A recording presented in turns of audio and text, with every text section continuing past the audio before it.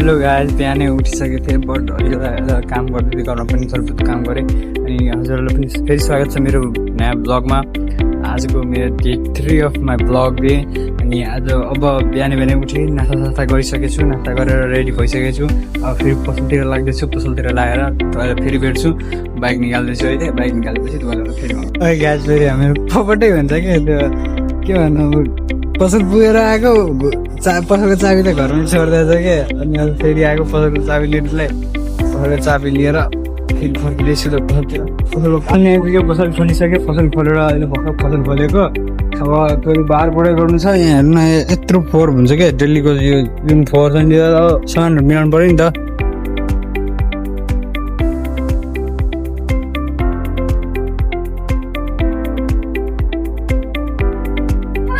भर्खर खाना खान आएको थिएँ, घर खाना खाएर अब चाहिँ फेरि म पसलतिर जाँदैछु।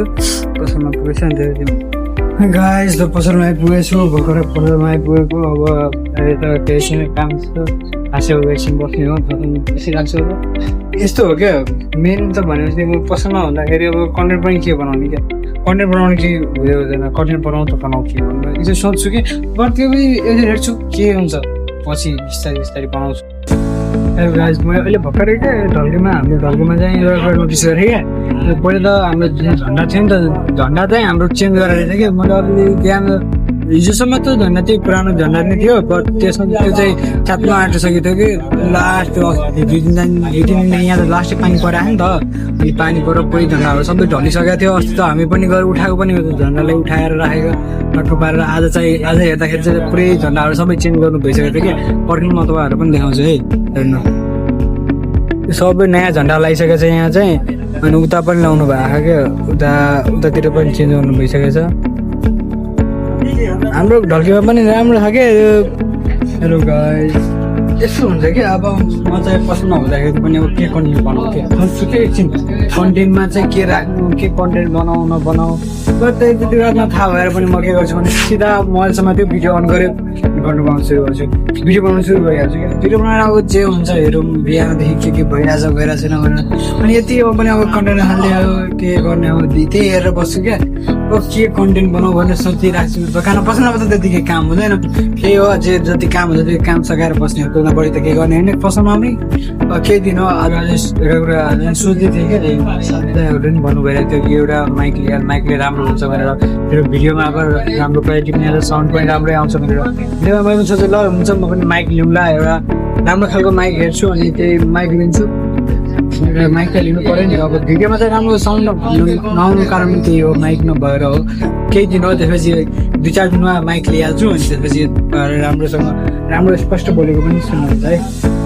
त्यहाँदेखि त पसलमा बसिरहेको थिएँ, अब पसलबाट निस्केको छु। एकछिन अब सामानहरू ल्याउनु पठाएको थियो मलाई, अब अङ्कलले पठाउनु भयो भने यो क्याफे छ नि त हाम्रो साइडमै छ क्याफे, त्यो पनि यहाँ आफ्नै भन्न। त्यहाँ चाहिँ अब थोरै बहुत सामान लिनु छ, अनि त्यही भएर सामान लिनु चाहिँ निस्केको म। अहिले बजार जाँदैछु, त्यही केही कुराहरू त देखाउँछु नि त के लिने हो भनेर। ब्लगिङ गरेपछि त यतिकै त हुनु पऱ्यो नि, अब चोकमा पनि हिँड्ने बेला पनि यसो बोल्ने र हेर्नु पऱ्यो। कसले कति बोल्न सक्छु क्या, आफूले त बोलाउनु पऱ्यो नि त। अब यहाँ लाज लागेर केही छैन कि भनेर त्यो छोडिदिएको, लाजै छैन। जोसुकैले बोले पनि के छ र, हामी सुन्ने होइन कसैको कुरा।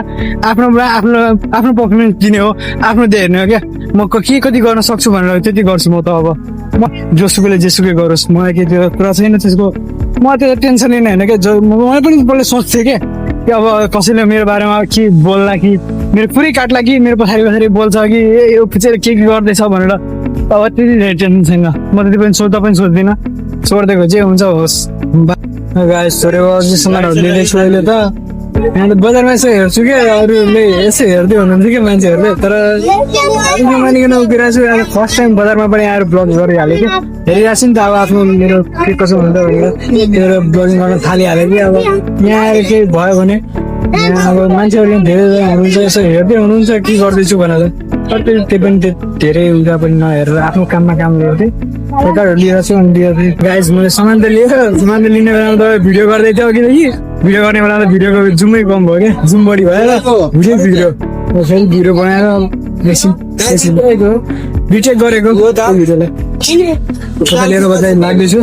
पसलमा पुग्छ नि पसलमा पुगेर 2000 हुने बेलामा सबैलाई चाहिँ यो बजारमा चाहिँ ब्लग बनाएर नि धेरै कुरा सिकिसक्यो क्या यसले चाहिँ कन्फिडेन्ट बढाउँछ क्या मजाले बढाउँछ तपाईँहरू पनि अगर ब्लगिङ स्टार्ट गर्न चाहनुहुन्छ भने नि गर्नुहोस् क्या म त यही भन्छु तपाईँहरूलाई तपाईँ पनि ब्लगिङ स्टार्ट गर्नु एकचोटि तपाईँहरू जरुर आफ्नो नजिकको जुन बजार पसल होला नि त उहाँ गएर एकचोटि अब हेर्नु क्या तपाईँहरूले पक्कै केही कुरा सिक्नुहुन्छ क्या मैले यहाँबाट धेरै कुरा सिकेँ अहिले आज पनि धेरै कुरा सिकेँ क्या आफूले चाहिँ आफूलाई कम्फोर्टेबल गर्नुपर्छ क्या यहाँ अरूले त भर्खरै आइपुगेँ यहाँ अघि त मैले बजारमा चाहिँ यस्तो छ क्या साथीहरू तपाईँलाई म भन्न चाहन्छु क्या बजारमा त मान्छेहरूले चारै तर्फबाट तपाईँलाई हेर्छ नि हेर्छ म त्यो ग्यारेन्टी साथ भन्छु क्या उहाँहरूले के कुरा काट्नु पनि हुन्छ हाँस्नु पनि हुन्छ तपाईँमाथि बट म त सिधा गयो ब्लगिङ गर्दै गएँ ब्लगिङ गरेँ त्यहाँ मजाले ब्लगिङ गरेको मैले त मलाई अरूसँग मतलबै राखेन मलाई त लाज लाग्यो तर त लाज त भइहाल्छ नि अब मान्छेले अब यहाँ एकैचोटि अचानकै धेरै मान्छे मासमा चाहिँ यसरी क्यामेरा लिएर बोल्नु त हल्का फर्का गाह्रो भइहाल्छ त्यो पनि